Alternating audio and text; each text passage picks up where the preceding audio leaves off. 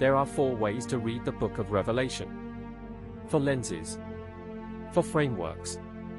For completely different conclusions about what the Bible actually says about the future. One of them dominated Christian thought for 1800 years. Another appeared in the 16th century. A third arrived in the 19th. And the fourth, the one most people assume is the only option, is the youngest of all. They cannot all be right. And the one you choose changes everything. For most of Christian history, there was no debate. The Church Fathers, Irenaeus, Augustine, Tyconius, read Revelation as a prophecy that unfolded across the centuries. They saw the Roman Empire in the symbols. They saw the rise of the papacy. They saw the Reformation coming. This was not a fringe view. It was the mainstream. It was the only view. Irenaeus, writing in the 2nd century, identified the beast as the Roman Empire and its successor states. Augustine, in the 5th century, saw the city of man and the city of God playing out through history. Tyconius, a Donatist writer, developed the first systematic interpretation of Revelation as a prophecy of church history, and his framework influenced Augustine directly. Then came the Reformation. The Reformers, Luther, Calvin, Knox, doubled down on this reading. They identified the Pope as the Antichrist. They saw the papacy as the beast from the sea. They saw the 1260-year prophecy as the timeline of papal dominance, running from 538 AD to 1798 AD. This historicist reading shaped Western Christianity for centuries. It was not controversial. It was common sense. But in the late 18th century, a Jesuit scholar named Francisco Ribeiro proposed something radical. What if Revelation was not about church history at all?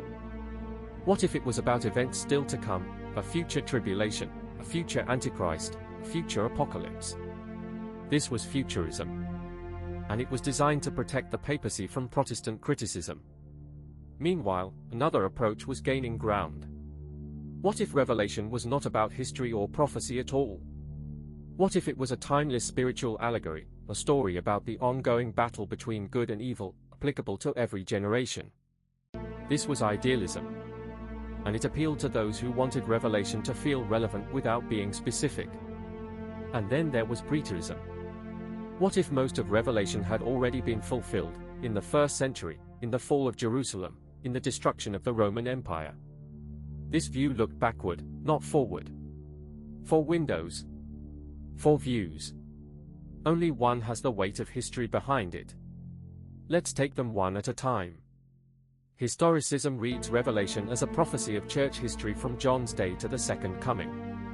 The 7 churches represent 7 ages of the church: Apostolic, Persecuted, Papal, Reformation, Awakening, Apostate, and Lukewarm. The seals trace the fall of Rome. The trumpets mark the decline of papal power. The beast is the papacy. The 1260 years run from 538 to 1798. This was the view of the Waldenses, the Albigenses, Wycliffe, Huss, Luther, Calvin, Knox, Wesley, and the Seventh-day Adventist pioneers. It dominated Protestantism for 4 centuries. The evidence is overwhelming. The Reformers did not just adopt this view casually. They staked their lives on it. When Luther nailed his 95 Theses to the door in 1517, he was not just challenging indulgences. He was challenging a system he believed was prophesied in Revelation. When Calvin wrote his Institutes, he included a lengthy section on the papacy as the Antichrist. When Knox preached in Scotland, he preached historicism. The Westminster Confession of Faith, the Augsburg Confession, the London Baptist Confession, all of them reflect a historicist reading of prophecy. Preterism says most of Revelation was fulfilled in the 1st century. The fall of Jerusalem in 70 AD. The fall of Rome in 476 AD. The Antichrist was Nero. The beast was the Roman Empire. This view is popular among academic theologians who want to ground Revelation in its original historical context. Its weakness, its struggles with chapters 20 to 22, which describe events that clearly have not happened yet: the resurrection, the final judgment, the new heaven and new earth. Futurism says nearly all of Revelation awaits fulfillment. a 7-year tribulation, a rebuilt temple in Jerusalem, a literal Antichrist, a battle of Armageddon, a 1,000-year reign of Christ on earth. This view is dominant in evangelical and fundamentalist churches today. Its origin is revealing. It was promoted by Jesuit scholars in the Counter-Reformation to deflect Protestant accusations against the papacy. Ribero and later Cardinal Robert Bellarmine argued that the Antichrist was a future figure, not the Pope. The Jesuits had a motive: protect the papacy from Protestant criticism. Idealism says Revelation is a symbolic picture of the spiritual battle between Christ and Satan, applicable to every age. The beast is any oppressive system. The harlot is any corrupt institution. The numbers are symbolic, not chronological. This view is popular in mainline Protestantism. Its weakness: it strips Revelation of any specific historical meaning, reducing it to a timeless moral tale. Here is what most people do not realize. The futurist view, the one taught in most churches today, was virtually unknown before the 19th century. It was not the view of the early church. It was not the view of the Reformers. It was not the view of the vast majority of Christians for most of history. It spread through the Scofield Reference Bible, published in 1909. Cyrus Scofield added futurist notes to the King James Bible, and millions of Christians absorbed his interpretation without ever questioning it.